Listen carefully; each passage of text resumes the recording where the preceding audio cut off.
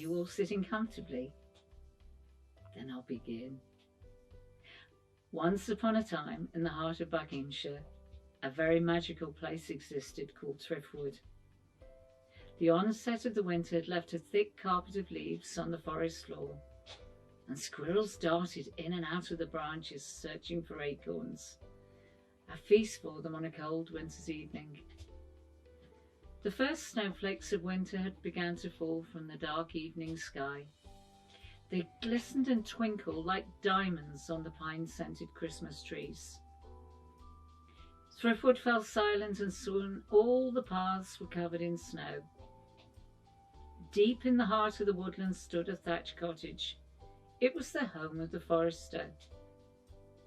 The gingham red check curtains were gently pulled back to one side as the forester's granddaughter Elenine peeped out. Her excitement was just unbearable because of the first snowfall was clear to see. The small oak beam kitchen was filled with the delicious aroma of freshly baked mince pies for the annual farmers' market. The pine table was laden with delightful gifts that Elenine's mother had been making. Brightly coloured silk ribbons were tied around boxes containing fine chocolates. Two of the village girls sat painting with the most delicate of hands, wooden toy soldiers and farm animals with red, white, blue and even gold paint. Her grandmother sat on a rocking chair which had been hand-carved by her loving husband, the forester.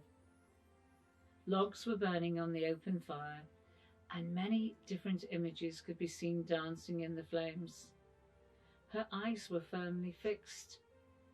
They say a child lives in all of us, and she was taken back to her own childhood. Garlands of Christmas roses and wreaths of holly bedecked with the brightest of red berries hung on the oak beams. Elenine was busy decorating the pine tree. It stood pride of place in the living room. Baubles bright and shiny hung on the branches. Candy walking sticks, little white mice, were her favourites. Hand-painted lanterns hung from the tree, and the very last item to be put on the top was the Christmas fairy that was carefully unpacked each year from her tissue paper filled box. Once in place, the fairy queen stood regal. Elenine loved her the most and wished that she too could be a fairy princess perhaps one day. The little cottage was brimming with the Christmas spirit, everybody happy to be sharing the time and enjoying each other's company. Elenine's mother insisted her daughter had an early night. She tucked her up in her little bed. She snuggled beneath the warm wool blankets and soon fell to a sleep that took her to the land of dreams that only could be entered on Christmas Eve. As the church clock struck midnight, all of the animals in the wood would be able to speak to her. Maisie, her faithful little dog, whispered in Elenine's ear, "I'm going to take you on an adventure tonight that you will never forget." The two chums crept up the stairs and out of the cottage, their footsteps recorded in the crisp fresh snow as they crunched their way through the glade. Snowy the barn owl hooted from the splendid oak tree. "Elenine, good evening. Tonight you're going on a journey where you will join all of the animals of the woodland at the forest Christmas party." Maisie and Elenine hurried along the forest path. All of the trees sparkled as the snow crystals clung to their branches. A young badger joined them and in a sweet voice said, "I will show you the way," his bright eyes full of excitement about the night's celebrations. Soon the evening air was filled with laughter and singing by the woodland animals. Two white unicorns, the most magical of all creatures, acted as guards and flanked Elenine and Maisie on their journey. The bigger unicorn had a star on his forehead. In the distance a log fire burned, its embers glowed, and the scent of the Yule logs filled the air. The silhouette of a majestic horse stood in the shadows of the fire. By his side a tiny donkey stood, and a little black and white cat. He had the cutest of faces that Elenine had ever seen. "Happy Christmas," said Ted Clydesdale and Joseph the donkey, and Tink the cat. Elenine hugged the hairy little chap. Ted gently put down his huge head and nuzzled her cold little cheek with his soft warm muzzle. One by one, Brock the young badger, Charlie the fox, White Mischief the Welsh pony, Dason and Hewitt the two Jack Russells, all said, "Tonight you're going to join us for the Thriftwood Christmas party." Each of the animals gave her a small gift. Ted gave her a slice of his favourite carrot cake. Dason and Hewitt the two Jack Russells a bar of sandalwood soap, and Snowy the barn owl a bunch of mistletoe for her mummy. From the apple tree, the two unicorns placed a silver crown sprinkled with fairy dust upon her head. Elenine looked beautiful in the soft light that filled the forest glade. Maisie the little dog said, "Come on everybody, let's sing a Christmas carol together." Elenine was asked which was her favourite Christmas carol. "Oh, little donkey," she replied. Joseph the donkey stood alone. Tears fell from his big eyes. He was so moved that Elenine had chosen the carol to remind us all that Christmas is really about the birth of baby Jesus.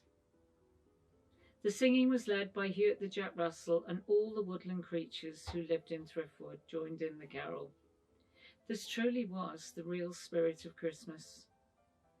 Ted Clydesdale called the two unicorns over and asked them to lie down.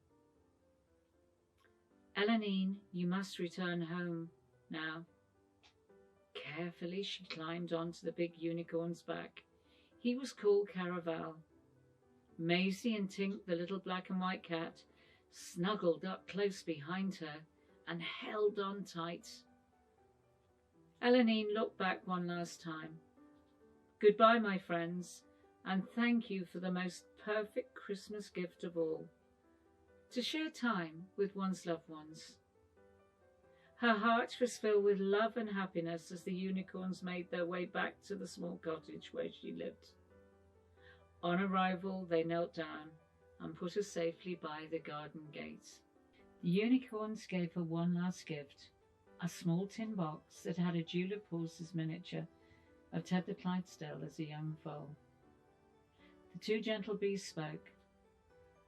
"Elenine, always be a good girl and remember how lucky you are to have such a loving family who adore you." Elenine and Maisie and Tink crept back up the stairs. That morning she wrote a letter to Father Christmas. "Dear Father Christmas, please can you help all the boys and girls who don't have a family life this Christmas time? Send them all my love and happiness, and maybe one day they will find someone to love them as they truly deserve. Best wishes, Elenine." The next morning, Elenine took the letter and carefully placed it on her grandfather's pine-scented Christmas tree. She closed her eyes and made a wish for all the children in the world. May they never go hungry, never be cold, and always be loved like her. As her grandfather came into the room, he guided her to the bay window. There stood her own hand-carved rocking horse in the style of a unicorn that he had made for her. It even had a star on his forehead. How did he possibly know about the unicorns? Maybe he too had been taken to the woodland Christmas party as a child. As Elenine hugged her grandfather tightly to thank him, he whispered into her ear, "His name is Caraval." Each day she would be able to ride Caraval, the rocking unicorn, in the warmth of the cottage inside, from the cold winter's days, remembering that first and most magical of night. As all the children sat down for dinner, she closed her eyes and remembered all her woodland friends. Always remember, children, dreams can come true if you really want them to. And if you reach for the stars, you really can touch that silver moon. A very happy Christmas, children, to all of you. And remember, a child lives in all of us, whatever your age. Well, children, you had your story today, but I have one more surprise left for you. I want you to meet my very special friend today, my beautiful white horse, Caraval, that at 12 o'clock on Christmas Eve is the horse that every year turns into a unicorn. And especially for you today, you are all going to come and meet Caraval.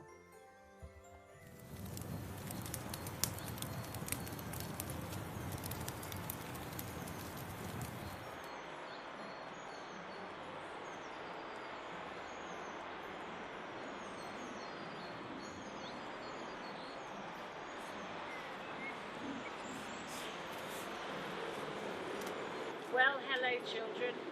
This year will be the first time in 8 years I've not been able to be with you. Christmas at Thriftwood is my most favourite time of the year as the spirit of Christmas. But this year, Father Christmas has asked me to help him with all his elves.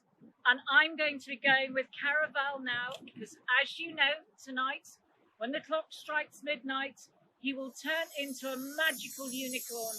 And we're going to make our way now to Father Christmas's home and join the elves, and I will be helping him to make your toys for Christmas.